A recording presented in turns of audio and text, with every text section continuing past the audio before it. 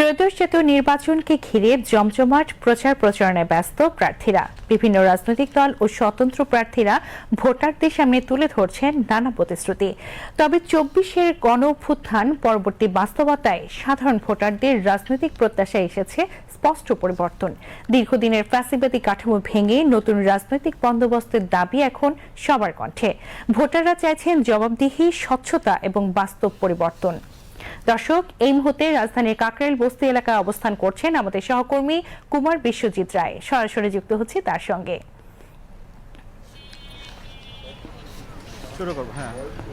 শারমিন, আপনাকে ধন্যবাদ। আমি এই মুহূর্তে আছি করাইল বস্তিতে। আপনি যেমনটা বলছিলেন যে আমি করাইল বস্তিতে আসলে সকাল থেকে এখানে সাধারণ মানুষ যারা ভোটার রয়েছেন তাদের সাথে কথা বলেছি। কথা বলে আমি যেটা জানতে পেরেছি যে সাধারণ মানুষরা বলছেন যারা ভোটার এই সংসদীয় আসনে, এটি হচ্ছে ঢাকা ১৭ আসন। এই আসনটি আসলে খুবই গুরুত্বপূর্ণ এই বিবেচনায়, কারণ বাংলাদেশ জাতীয়তাবাদী দল বিএনপির যিনি চেয়ারম্যান তিনি এই আসনে প্রার্থী হিসেবে দাঁড়িয়েছেন। আর এই প্রার্থী হিসেবে ইনি দাঁড়ানোর সাথে সাথে একই সাথে জামাতে ইসলামের কিন্তু এখানে প্রার্থী রয়েছেন, শক্ত প্রার্থী রয়েছেন, যিনি হচ্ছেন ডাক্তার এস.এম. খালিকুজ্জামান। তিনি এখানে প্রতিদ্বন্দ্বিতা করবেন তারেক রহমানের সাথে। একই বিবেচনায় এই আসনটি আসলে খুবই গুরুত্বপূর্ণ হয়ে উঠেছে। এখানে যারা করাইল বস্তিতে যারা বসবাস করেন, যে বস্তিবাসী রয়েছে, তারা কিন্তু তাদের কাছে অনেক প্রার্থীরা তাদের প্রচারণা নিয়ে যাচ্ছেন ভোটারদের কাছে। তাদের সমস্যাগুলো তারা যেমন প্রার্থীদের কাছে তুলে ধরছেন, একই সাথে প্রার্থীরাও কিন্তু বিভিন্ন ধরনের আশ্বাস দিচ্ছেন যেন তাদের এই যে বস্তিবাসীর যে দীর্ঘদিনের সমস্যা, কিছুদিন পর পর যে এখানে অগ্নিকাণ্ডের ঘটনা ঘটে এবং একই সাথে এখানে যে ছোটোখাটো যে ধরনের সমস্যাগুলো রয়েছে সেগুলো কিন্তু তারা তুলে ধরেন। এখন আমি আপনাদের কাছে আসলে কয়েকজন ভোটারের সাথে কথা বলে তাদের যে আকাঙ্ক্ষা বা প্রত্যাশা রয়েছে সেটি জানার চেষ্টা করব। আপনি আমাকে একটু বলেন যে এই যে আসনটি রয়েছে ঢাকা ১৭ আসন, ১৭ আসনের একটি গুরুত্বপূর্ণ জায়গা হচ্ছে করাইল বস্তি। আপনি এখানকার বাসিন্দা, আপনারা কি মনে করেন এই যে প্রার্থীরা এখানে দাঁড়িয়েছেন তারা আপনাদের কাছে কি কি আশ্বাস দিয়েছেন এবং আপনারা কি কি প্রত্যাশা করছেন? অনেকে যে এখানে আসছে, আমাদের এখানে আপনার অনেক এমপি প্রার্থী আসছে ১৭ আসনের। আমাদের যারা আমাদেরকে নিয়ে কাজ করবে, জনগণকে নিয়ে, আমরা তাকেই চাবো এমপি হিসাবে। কিন্তু এই করাইল বস্তিতে দীর্ঘদিনের অনেক সমস্যা রয়েছে, যেমন ধরেন গ্যাস সংযোগ, বিদ্যুৎ সংযোগ, নানা ধরনের সমস্যা রয়েছে। আপনারা আসলে কি চান একটু যদি বলতেন।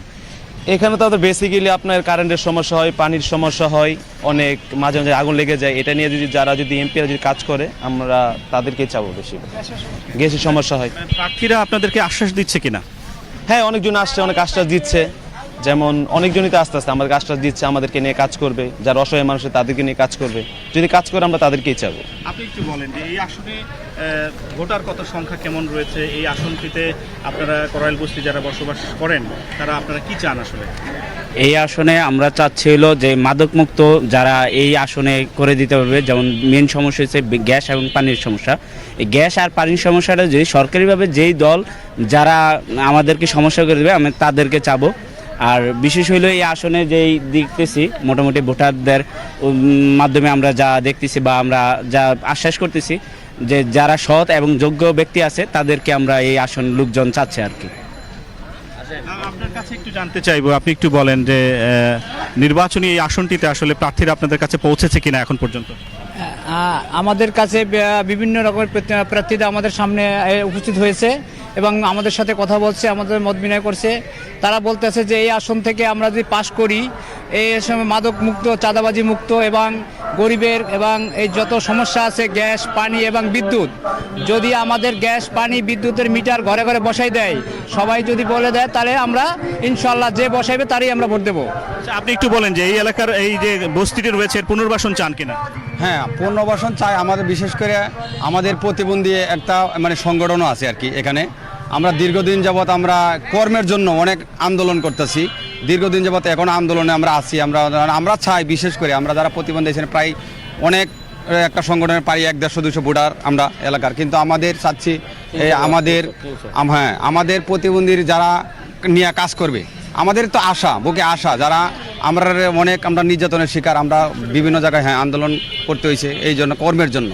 আমাদের বিশেষ করে যারা আমরা এই এলাকায় বস্তি যারা নিম্ন শ্রেণীর লোক, যারা কম টাকা থাকতে পারে, করাইল বস্তি ২-৩ হাজার টাকা দেয়, গরিব লোকই তো বস্তিতে থাকে।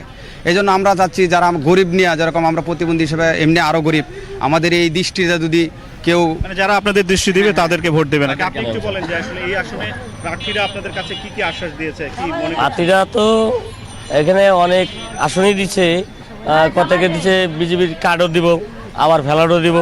তা ভ্যালার দেব আর কার্ড দেব, যেই হোক আমাদের বস্তিবাসী যেটা আছে এটা থাকবে, থাকার পর দিয়ে যদি অন্য জায়গায় প্যালার দিতে পারে তাহলে ব্যাটারা দিব। আর যদি একটা ভাঙ্গিয়া কোনো একটা বিল্ডিং উঠাইতে লাগবে 4 বছর, সেই ব্যাটারে দেশে বাড়াই দেবো, ওই ব্যাটার তো আর খোঁজখবর থাকবে না, যারে ওই ব্যাটারে তো আর পাইলো না। আমার কথা বলতে সেটা হবে না।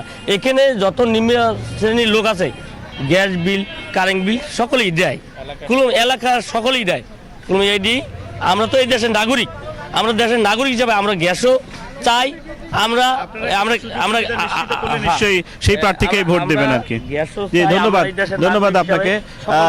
আপনারা শুনতে পেলেন শারমিন, আসলে এখানকার যারা ভোটার রয়েছেন, যারা নিম্ন আয়ের মানুষ, তারা আসলে বস্তিতেই থাকেন, তারা আসলে তাদের যে সুবিধাগুলো রয়েছে, অসুবিধাগুলো যেগুলো রয়েছে, যারা যেসব প্রার্থীরা আশ্বাস দিয়ে যাচ্ছেন তারা যদি সেগুলো পূরণ করেন তারা নিশ্চয়ই সেই প্রার্থীকে নির্বাচিত করবেন। একটু জানিয়ে রাখি যে করাইল বস্তিটি আসলে 100 একর জায়গার উপরে, এখানে প্রায় 45,000-এর বেশি ভোটার রয়েছেন যারা এই নির্বাচনে অংশ নেবেন এবং ভোট প্রদান করবেন। আসলে এবারে নির্বাচনটি অনেক বেশি গুরুত্বপূর্ণ এই কারণে, যে কারণ ফ্যাসিবাদ নির্মূলের পরে এই নির্বাচন আসলে অনেক বেশি মানুষের মধ্যে আশা সঞ্চার করেছে, যে কারণে বিগত 3টি নির্বাচন মানুষ ভোট দিতে পারেনি এবং এই নির্বাচনকে সে কারণে মানুষ অনেক বেশি উচ্ছ্বাসের সঙ্গে দেখছেন। এখানে যারা চা দোকানে বসে আড্ডা দিচ্ছেন তারাও কিন্তু এই নির্বাচন নিয়ে ব্যাপক আলোচনায় ব্যস্ত রয়েছেন।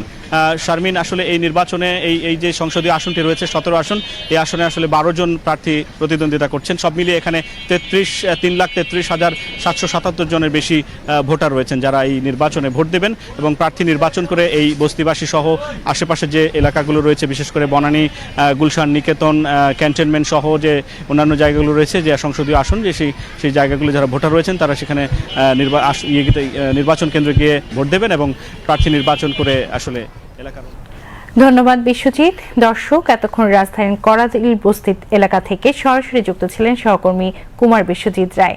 জানাচ্ছিলেন নানা সমস্যায় জর্জরিত করাইলবাসী এখন শুধু প্রতিশ্রুতি চায় না, চায় বাস্তব প্রতিফলন।